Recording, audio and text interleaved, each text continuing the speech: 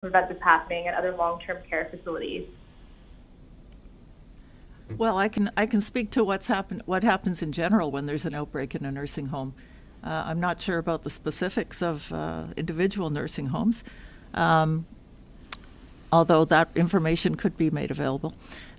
So obviously the first thing is that standard infection prevention and control is really important.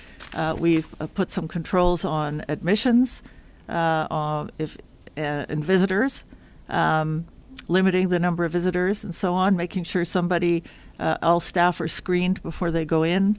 If they're sick, they must go home. But if there's a case identified, obviously the case needs to get adequate care, but they also need to be isolated. We have to the local health unit works with the nursing home to identify close contacts, make sure that their clinical status and that they're isolated as well for the 14 days after exposure, increase cleaning of the place, more active case finding to make sure we're not missing cases. Staff. Yeah, I always forget that. And making sure that staff are what we call cohorted, so that the same staff are working as much as possible with the people who are ill, so we're not potentially exposing different staff.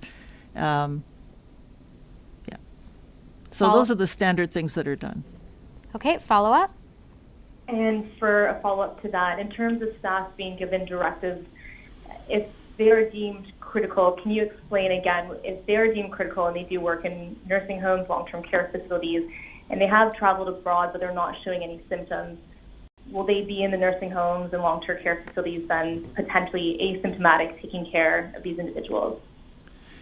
Well, the directive that I gave out to the healthcare sector was the memo asking them to people who had returned from travel, not work, stay home in isolation.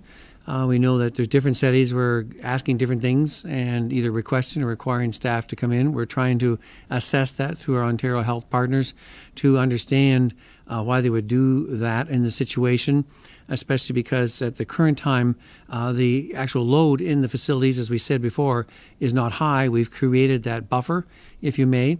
And if you think about the timelines we're talking about, because we asked healthcare workers and a lot of the hospitals and other institutions asked them not to travel, starting back on the 12th and 13th of March. So those 14-day period is coming close to an end now.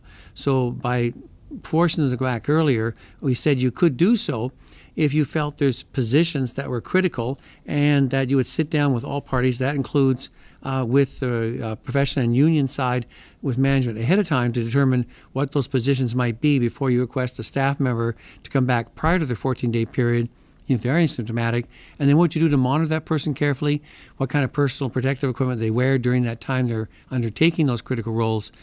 But I would say if we keep those people out for the moment, that in a short period of time they will have completed their 14-day self-isolation period, and that kind of aspect would be a moot point in that regard unless someone still chooses to travel, maybe for essential or critical issues that I'm not aware of, because he said it's not essential travel. We prefer they didn't do any travel, but there may be some unique situations where someone feels obliged or required to go, and they would have to explain that to their employer. Next question. From Christina Tenaglia at CP24. Hi, Dr. Williams and Dr. Yaffe. Thank you for your time, and I apologize if you've already addressed this. I wasn't able to access the news conference earlier. My question is about the potential for the Ministry of Health to use hospital beds for those who are, I understand, sick or recovering from COVID-19 or those most vulnerable. How will that help what you're doing? How necessary is it? How many hospital beds would be necessary in your opinion? So if I understand the question, we know that patients who do require admission, and that's a physician's decision in the emergency department, that they require supportive services during their time of assessment, because they may not have been assessed yet. They may require some supportive services that are not available in the home setting or in external settings, such as oxygen, so-called BiPAP and other methods, and up to ventilation and IV therapy and different things like that as they get more and more complicated. so that people just having it who are recovering, as we had some in the past, as you recall, were sent home when they did not need that kind of supportive therapy and care, and they continued the recovery in the home setting, and there are some of our resolved cases. So the people do not need to stay in the hospital just for that long period of the 14 days. If they're doing well and have enough supportive services to maintain their isolation in the home setting, then it might be better for them to go home and to recover there. But that's all assessed as part of their discharge plan. Follow up, and I think this is the last question. Okay, thank you very much, Dr. Williams. I'm wondering, based on your medical opinion, we continue to hear from construction workers across the province about their concerns not being able to social distance, unsafe and unsanitary sites, and of course Premier Ford has reiterated and has used very strong language saying if you don't feel safe, go home. This is still listed as an essential service. The Premier also noted, I want to bring to your attention, that things on the essential services list can be added or removed. Based on your medical opinion, should this be an essential service? Well, I think the concern from the Premier is that construction, especially if it's for housing and other facilities for people's shelter, is still an urgent need. Some is hospital construction and other urgent and essential services that need to be put in place. So it's not, each one is separate and has different issues to be addressed there. I think the main thing I would look at there is that as part of the occupational health and safety, which they're of course asked to adhere to, can they maintain the physical distancing in there? Often I find they're working quite separated apart from each other, but sometimes you have to do things in tandem. How can you handle that? I think as far as hand hygiene, most of the time you're not dealing with those contaminated surfaces, and there's other cleanliness and things that work with chemicals and stuff you have to have available, especially if you're working with certain products, and occupational health and safety has those standards. I think there's things they could provide, like packages of hand wipes and things like that could be useful in those settings.